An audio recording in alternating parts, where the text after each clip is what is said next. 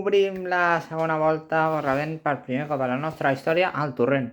I la cosa va d'estrenes, no només pels valencians, sinó pel seu míster Xavi Jiménez, que debutarà amb el conjunt taronja, ja que va agafar les regnes després de l'últim partit de Lliga, en aquest cas el 23 de desembre, en substitució de Vicente Mir, que s'ha marxat a l'Alcoyano. El nou tècnic del Torrent ja té experiència a les banquetes, dirigint el Paiporta i el Requena anteriorment. Parlem del sistema que utilitza el míster. El míster, o en aquest cas el Torrent, Vicente Mir, va utilitzar en l'últim partit un 4-4-2 amb Pablo García com a porter, Ivi, Kaiser, Roan Riera i Abraham en defensa, al migcamp Marcos Bautista i Adrián Lois, i pels extrems Juanma Acevedo i Manel Busquets. A la davantera, Quim Araujo i Matías Chavarría.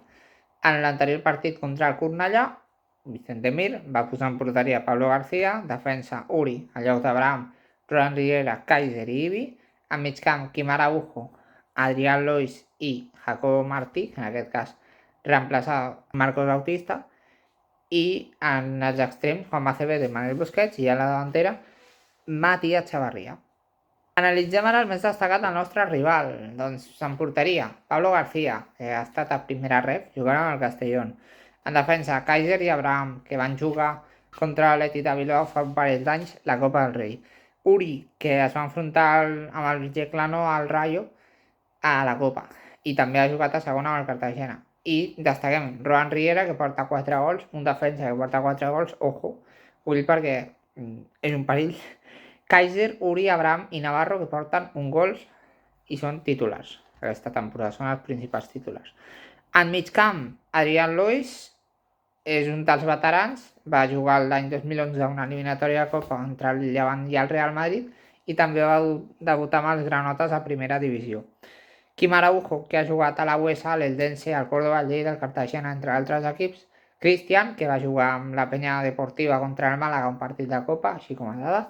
Marcos Bautista, que va jugar amb el Sicos United i també va estar al Yeclano, va jugar una eliminatòria de Copa contra el Granada.